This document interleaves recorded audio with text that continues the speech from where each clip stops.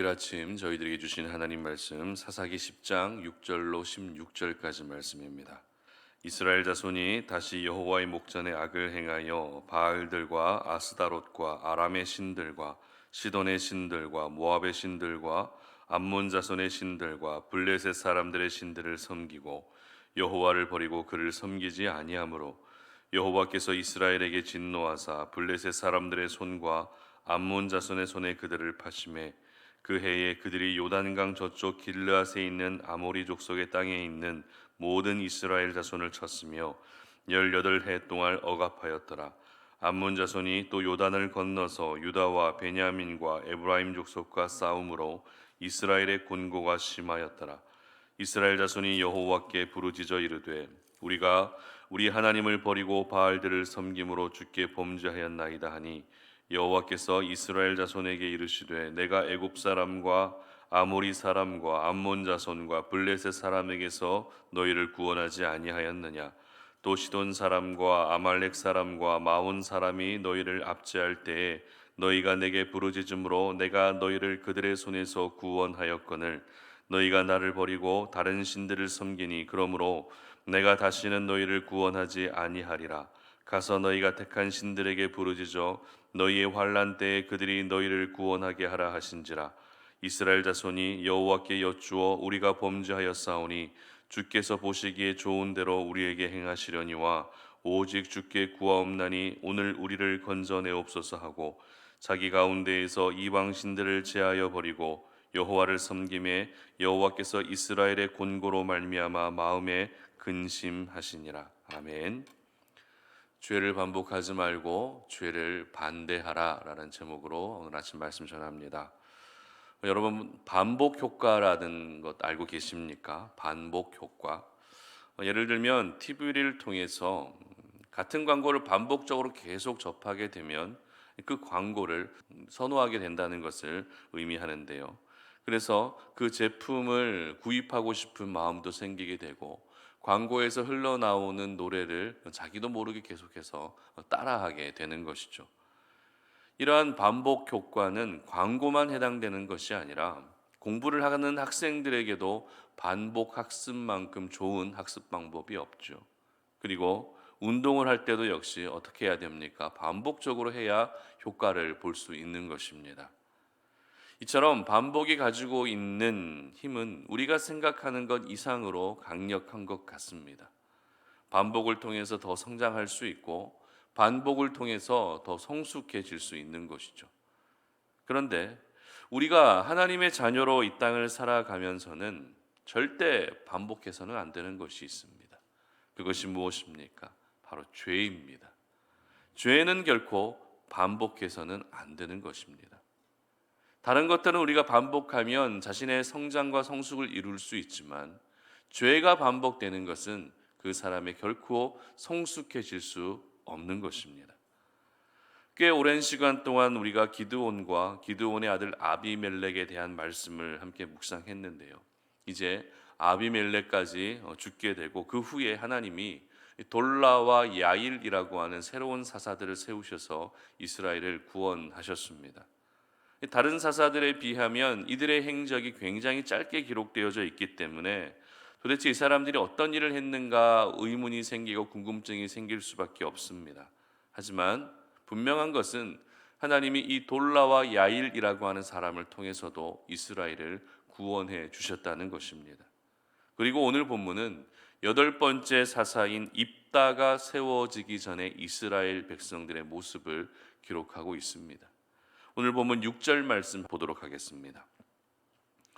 이스라엘 자손이 다시 여호와의 목전에 악을 행하여 바알들과 아스다롯과 아람의 신들과 시돈의 신들과 모압의 신들과 암몬 자손의 신들과 블레셋 사람들의 신들을 섬기고 여호와를 버리고 그를 섬기지 아니하므로. 자, 여러분, 지금 이스라엘 백성들의 영적 현주소가 어떤 모습이었습니까? 다시 여호와의 목전에 악을 행했다는 것입니다. 그런데 이번에는 우상의 숫자가 갑자기 늘어난 것을 보게 됩니다. 바알과 아스다롯은 기본이고 이제는 아람의 신, 시돈의 신, 모압의 신, 그리고 암몬의 신, 블레셋의 신까지 있는 신이라고는 모두 지금 섬기고 있는 이스라엘 백성들의 모습을 보게 되는 것이죠. 여기서 저희들은 중요한 영적 교훈을 한 가지 깨닫게 됩니다.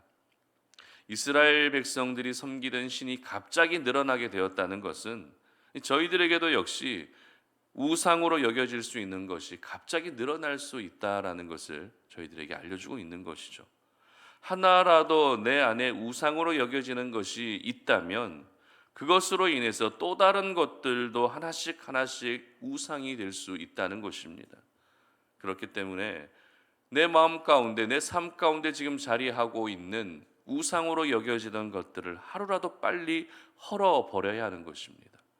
우상으로 여겨지던 것들을 헐어버리지 않게 되면 그것이 연쇄작용을 일으켜 더 많은 우상을 섬기게 되는 그런 죄의 연속성을 우리가 경험하게 되는 것이기 때문에 우리 안에 있는 모든 우상들을 헐 수 있어야 하는 것입니다. 이렇게 주변 나라들의 신들까지 섬기기 시작하면서 이스라엘 백성들의 중심에서 하나님은 점점 더 멀어져 가고 있었습니다. 그렇다면 이렇게 하나님 앞에 악을 행하며 사는 이스라엘 백성들의 모습이 처음이었을까요? 그렇지 않죠. 이제 우리가 살펴볼 입다라는 사사가 이스라엘의 8번째 사사였기 때문에 사사 시대를 보내면서 이스라엘 백성들은 적어도 8번이나 이와 같은 모습을 반복하고 있었다라는 것을 알게 되는 것입니다. 그래서 조금 전에 우리가 읽었던 6절 말씀에서도 이스라엘이 여호와 앞에 악을 행한 것을 가리켜서 다시라고 하는 표현을 통해서 이 죄가 지금까지 끊임없이 반복되고 있었다라는 것을 저희들에게 말해주고 있는 것입니다. 여러분, 사사시대에 이스라엘 백성들에게서 끊임없이 반복되고 그리고 순환되고 있었던 것이 무엇이었습니까? 바로 죄의 순환입니다. 죄의 반복이었습니다. 그 나쁜 버릇이 지금 또다시 도지고 있었던 것입니다. 그러면 죄가 반복되면 안 되는 이유가 무엇일까요? 죄가 반복되면 안 되는 이유, 그 이유는 바로 죄가 반복되면 더 이상 하나님을 향한 부르짖음마저도 통하지 않을 수 있기 때문에 그렇습니다. 무슨 말인가 하면 13절 말씀 한번 보도록 하겠습니다. 너희가 나를 버리고 다른 신들을 섬기니 그러므로 내가 다시는 너희를 구원하지 아니하리라. 아멘. 어떠십니까? 굉장히 섬뜩하지 않으십니까? 그래도 백성들이 하나님께 다시 부르짖었다는 것은, 그렇게 구원을 요청했다는 것은 긍정적인 시그널이라 할 수 있습니다. 하지만 하나님은 지금까지 수없이 반복되어 온 이스라엘의 죄악을 보시며 어떻게 말씀하고 계십니까? 내가 다시는 너희를 구원하지 않겠다. 다시는 너희를 구원하지 않겠다라고 이렇게 말씀하고 계신다는 것입니다. 여러분, 오늘 이 아침에 다시는 너희를 구원하지 않겠다라고 말씀하시는 이 말씀이 저와 여러분의 그 심령에 깊이 새겨질 수 있었으면 좋겠습니다. 우리 하나님은 사랑과 자비의 하나님이시지만 죄가 반복되는 것에 대해서는 내가 다시는 너희를 구원하지 않겠다라고 말씀하실 정도로 굉장히 그 죄를 싫어하신다라는 것을 여러분 모두 기억하시기를 바랍니다. 그래도 우리 하나님이 어떤 분이십니까? 그래도 당신이 택하신 백성들을 사랑하시는 분이 바로 우리 하나님이시죠. 내가 너희를 다시는 구원하지 않겠다라고 하셨지만 곤고하게 살아가고 있는 백성들을 향해서 마음 아파하시고 근심하시며 다시 구원의 은혜를 베풀어 주시는 분이 바로 우리 하나님이신 것입니다. 그래서 하나님은 8번째 사사인 입다를 세우셔서 구원의 역사를 행하셨던 것입니다.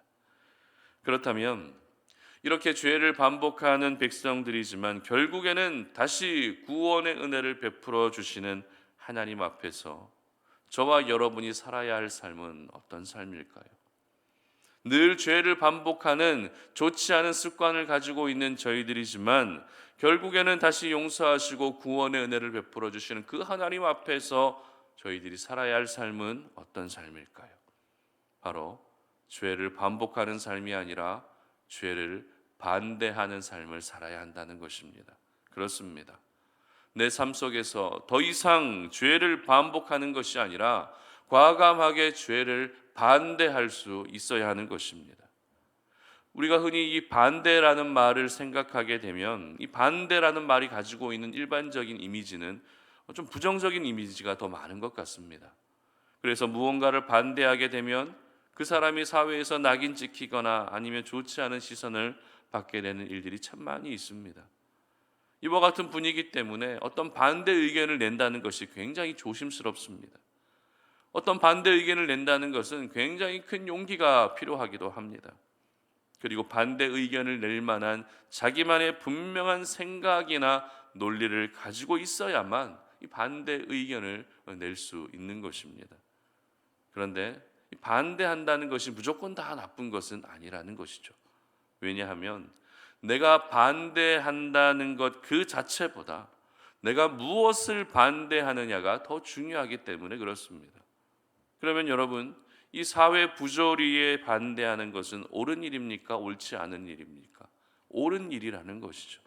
그러므로 우리가 악에 대해서, 죄에 대해서 반대하는 것은 당연히 그렇게 해야 한다는 것입니다. 그러므로 죄를 반대한다는 것은 하나님의 사람으로 이 땅을 살아가면서 누구나 추구해야 할 삶인 것이죠. 이스라엘 백성들 역시 지금까지 끊임없이 죄를 반복하는 전례가 있었지만 그렇다고 해서 죄를 반복하는 것을 당연한 것으로 여기는 것이 아니라 그들은 죄를 반대하며 살아야 했습니다. 옆에서는 죄를 반복하고 있어도 나만큼은 죄를 반복하면 안 된다는 것이었습니다. 죄와 같은 편에 서서 살아가는 것이 아니라 죄와 반대편에 서서 살아가는 것을 택해야 했던 사람이 바로 이스라엘 백성들이었던 것이죠. 마찬가지입니다.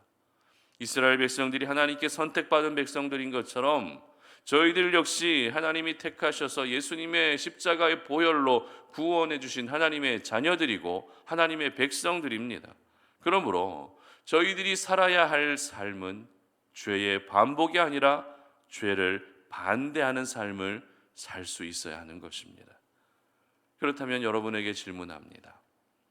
여러분에게 지금 수년째, 수십 년째 끊어내지 못하고 항상 반복되고 있는 죄는 어떤 죄가 있으십니까?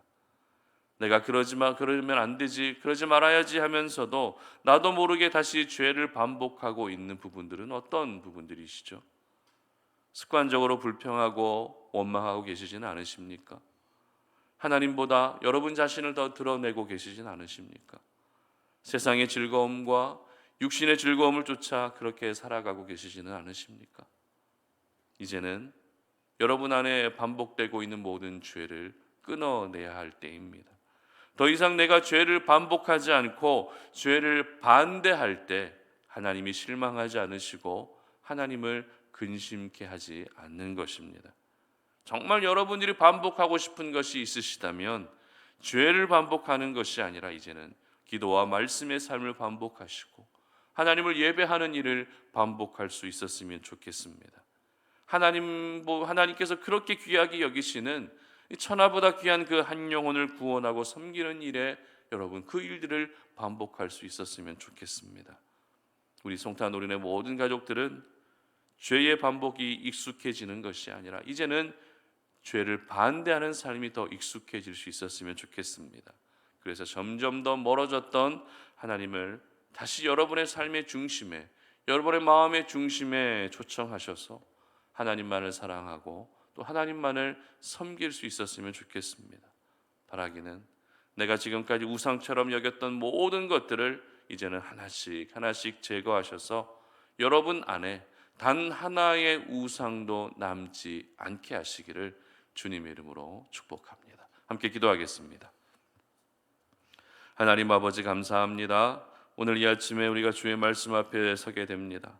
오늘 이 하루를 시작하면서 오늘 우리에게 주신 그 생명의 말씀을 기억하며 그 말씀이 우리의 삶을 인도하고 그 말씀에 따라 살아갈 수 있는 저희들의 삶이 되기를 원합니다. 하나님, 죄를 반복하는 삶을 살지 않게 하시고 과감하게 죄를 반대할 수 있는 삶을 살아갈 수 있도록 도와주시옵소서. 죄를 따라가는 삶을 살지 않게 하시고 죄와 반대길을 걸어갈 수 있는 믿음의 담대함을 허락하여 주시기를 원합니다. 그래서 오늘 하루도 주님 앞에 더욱더 성결하여지게 하여 주시고 우리의 모습을 보시며 하나님을 근심케 하지 않는 그러한 성숙한 하나님의 사람들이 될 수 있도록 도와주시옵소서. 감사드리며 예수님의 이름으로 기도드립니다. 아멘.